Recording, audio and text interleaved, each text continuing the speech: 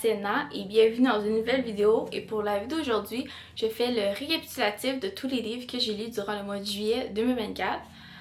Là, désolé d'avance, vous entendez des bruits qui viennent de dehors. J'ai fermé ma fenêtre, mais il y a un festival qui se passe juste en bas de chez moi, puis c'est des gros trucks, fait qu'ils sont forts.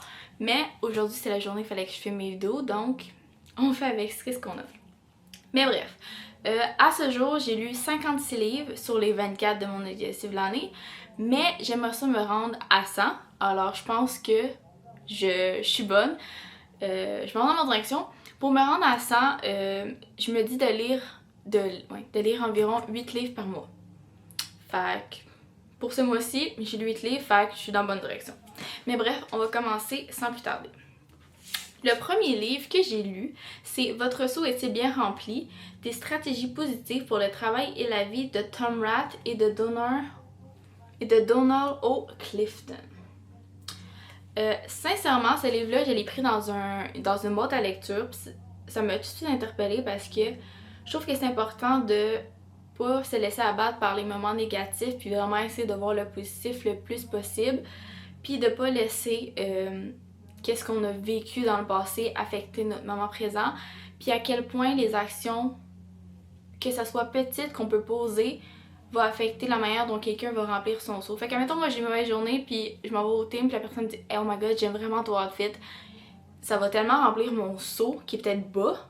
Puis moi, étant donné que mon seau vient de juste remplir, je vais peut-être croiser quelqu'un puis donner un compliment, puis elle, ça va remplir son seau, puis ça va juste faire une chaîne de personnes que leur seau va se remplir de positivité alors que peut-être que leur seau était vide puis était juste d'une humeur négative. Fait que bref, le livre est dans ce style-là. J'ai très apprécié. C'est un petit livre très court. Recommande fortement. Et celui-là, j'ai donné 2 étoiles. Le deuxième livre que j'ai lu, c'est Love and Other Words de Christina Lauren. C'est le premier livre que j'ai lu de cet auteur-là. Livre d'amour, assez léger. C'est l'histoire d'une fille qui, après avoir perdu sa mère, décide d'acheter avec son père décide d'acheter une cabine plus genre loin de la ville. Puis en allant là-bas, elle se fait un ami avec qui elle a une relation qui est fusionnelle, puis tu vois leur relation qui se développe. Et le livre commence à elle, qui est comme je pense plusieurs années plus tard, où elle le retrouve parce qu'ils se sont pas parlé, parce qu'il y a un événement qui a fait en sorte qu'ils se sont séparés, puis ils se sont pas parlé depuis. Alors au travers du livre, tu vois leur relation du présent, puis après tu passes un chapitre qui est à partir du moment où ils se rencontrent, puis ça fait back and forth jusqu'à temps qu'on sache qu'est-ce qui s'est passé, de pourquoi ils ont arrêté de se parler. J'ai vraiment aimé comment c'est écrit. C'est clair quand tu passes du passé au présent. L'histoire est cute. Ça parle de sujets qui sont lourds mais de manière légère. C'est pas un livre d'amour en rose, là, c'est le fun. Fait bref, très apprécié ce livre-là et j'ai donné 3 étoiles. Le troisième livre, je l'ai acheté il y a longtemps, je pense, à la librairie Martin. Puis je l'avais laissé dans mon tiroir, puis finalement j'ai décidé que j'allais le lire. Puis c'est Be Here Now de Ram Dass. C'est un livre qui parle de la culture bouddhiste et de son expérience avec les psychédéliques. Fait que tu vois tout ça à travers le livre. Très intéressant. Je pense pas le relire, mais là en ce moment je suis en train de me dire si je le garde pour mes futurs enfants ou si je le mets dans une boîte à lecture. C'est encore à débattre. Mais pour les gens qui sont intéressés par la spiritualité puis la culture bouddhiste puis l'expérience avec les psychédéliques, je vous le conseille là. Mais bref, j'ai donné 2 étoiles. Le quatrième livre, c'est la suite de la série Hunting on the Line de H.G. Carlton. J'ai très apprécié le premier livre. C'était mon premier livre de Dark Romance. J'ai lu les trigger warnings. Je suis rentrée dans le livre, j'avais un peu peur, mais finalement, c'était pas si pire que ça. J'ai très apprécié. Sauf que le deuxième, j'ai lu les trigger warnings, ça disait que c'était encore plus intense. Fait que j'avais un peu peur, mais étant donné que j'étais déjà hooked depuis le premier puis que je voulais savoir la suite, je l'ai lu. Très apprécié. Il fallait à plusieurs reprises que je me rappelle, Enna, c'est un livre, c'est de la fiction, même si c'est inspiré de faits réels qui se passent dans la vraie vie, qu'on pense pas tout le temps, mais comme c'est présent. Mais j'ai bien aimé comment l'histoire s'est développée, le développement des personnages. Bref, j'ai bien aimé. Puis j'ai donné 4 étoiles. Clairement, ça me donne envie de lire d'autres livres de Dark Romance. Le 5e livre, c'est The 4-Hour Workweek de Timothy Ferriss. Lui aussi était dans ma To Be Read pile depuis un bon bout. Je pensais que ça allait être un livre d'organisation de comment mieux organiser ta semaine pour être plus efficace au travail et dans ta vie personnelle. Finalement, c'était pas du tout ça. C'est vraiment un livre sur comment construire un plan pour convaincre ton employeur de te laisser faire plus de télétravail pour te permettre de voyager, d'être plus efficace, de faire tes tâches sur une moins longue durée d'heure. Puis c'est vraiment un full-on guide de comment genre voyager. Il donne des astuces, des sites pour vous aider, les pays à aller où c'est safe, comme c'est complet là. Puis en plus je pense aussi pour les gens qui veulent avoir un side hustle ou une autre job en plus de votre 9 à 5, ça donne comme des exemples de business, des plans avec des chiffres, en tout cas. Moi, cette partie-là, il m'a perdu parce que je suis pas une fille de chiffres, je suis nulle en maths, fait. Mais c'était tout de même très intéressant. Alors pour les gens qui veulent diminuer leur 9 à 5, voyager un peu partout dans le monde, je vous le recommande fortement. J'ai donné un 3 étoiles. Le 6e livre, c'est Love Redesign de Lauren Asher. Je pense que c'est le premier livre que je lis de cet auteur-là. C'est de la série Lakefront Billionaires. C'est une histoire d'amour entre une fille qui fait du design à Los Angeles, je pense, mais je suis pas sûre. Ou à Chicago, en tout cas. Dans une autre place, puis un gars qui fait de la construction dans sa ville natale. Puis il arrive quelque chose dans sa vie, qui fait qu'il faut qu'elle revienne là. Puis, ben, leur famille veut qu'ils travaillent ensemble, fait qu'ils se mettent à travailler ensemble. Puis là, tu découvres que ils sont en amour ensemble depuis qu'ils sont jeunes, mais qu'ils font comme s'ils s'aimaient pas. Puis là, tu vois leur relation se développer. C'est cute, c'est le fun.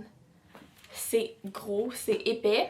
Mais j'aime comment c'est écrit. Puis en plus, c'est écrit un chapitre le gars, un chapitre la fille. Fait que tu vois son POV des deux. Mais l'histoire continue puis se suit. Fait que bref. Très bon, très apprécié.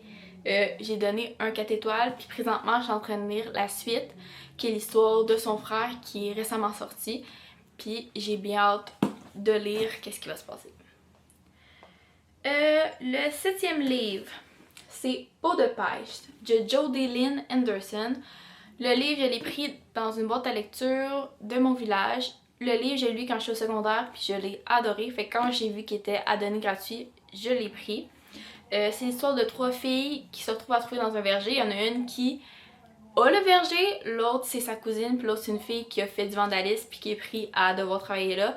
Puis tu vois leur histoire, comment leur relation se développe, comment ils deviennent amis, et leur péripéties, comment ils avaient besoin de vivre l'été au verger. Puis c'est vraiment, moi quand je lis ce livre-là, ça me donne le goût d'aller travailler dans un verger, puis genre de cueillir des pêches. C'est nono là, mais comme c'est...